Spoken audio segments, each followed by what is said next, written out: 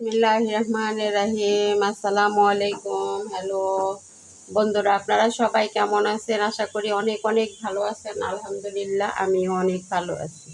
এই দেখেন, জিভে পানি আসার মতো খাবার নিয়ে আসলাম। খাবার না, ঠিক রান্না নিয়ে আসলাম। এখনো তো খাওয়া শুরু হয় নাই। হুম তা এই জিনিসটা কেউ পছন্দ করে না এমন কেউ নাই আমার মনে হয়। তো আমরা তো খুবই পছন্দ করি। এটা কিন্তু আজকে ভাতের সঙ্গে খাওয়া হবে। আর ভাতের সঙ্গে খেলে আমি সেটা খুব একটা মচমচে করি না। আপনারা কি করেন জানি না, খুব মচমচে করি না, মানে একদম ডুবো তেলে ভাজি না। হ্যাঁ, একদম কড়কড়া ভাজা হলে ওটা ভাতের সঙ্গে খেতে মজা লাগে না। আপনারা কে কে আমার সাথে একমত আছেন জানাবেন।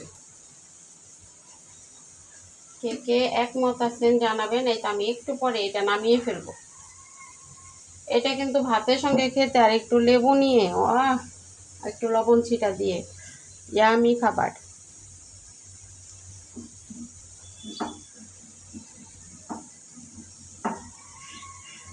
মাঝে মাঝে ভিন্ন রকম খাবার খেতে হয়। একই রকম খাবার খেতে খেতে কিন্তু মুখে আর ভালো লাগে না। যেমন মাছ মাংস। আর ইদানিং আমি মাছের এত পাগল ছিলাম, ইদানিং আমার মাছ খেতে ইচ্ছা করে না। কালকে মাছ রান্না করছি, এখনো 3 পিস আছে। আমার হাজবেন্ড তো বড় মাছ পছন্দই করে না, ইদানিং আমারও ভালো লাগে না। এই রুচির পরিবর্তন কেন জানি না। স্বামীকে বেশি ভালোবাসি তো, সেই জন্য মনে হয় তার হ্যাবিটটা আমার মধ্যে এসে পড়ছে।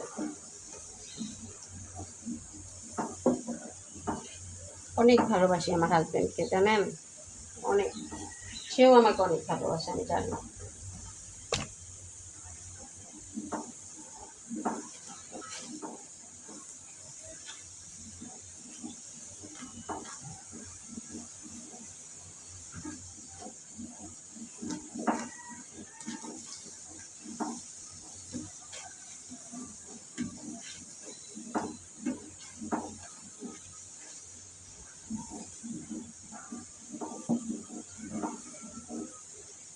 একই হয়ে গেল। এখন আপনাদের সাথে দেয়াটা শেয়ার করি। আমি কিন্তু যে কোনো কিছু পিঠা বানাই, যে কোনো কিছু আমি পরিপাটি করে করতে পছন্দ করি। আমি এই যে মানুষ আছে সেরা বেড়া নামে করা করে রাখলো, ওই রকম কাজ আমি পছন্দ করি না। ওই রকম কাজ আমার ভালো লাগে না।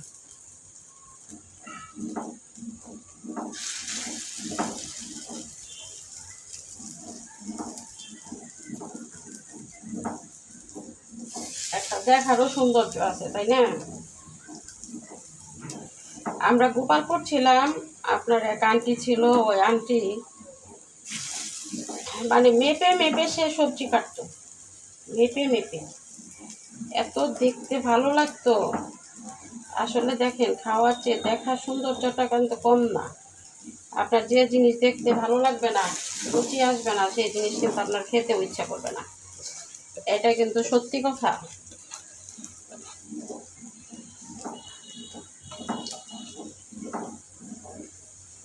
এই যে বড়াগুলো আমি কিন্তু সেরা বেড়া করে যেমনি ইচ্ছা যেমনি দিতে পারতাম, এটা ওইটা পারি না, আসলে ওরা অভ্যাসই নেই।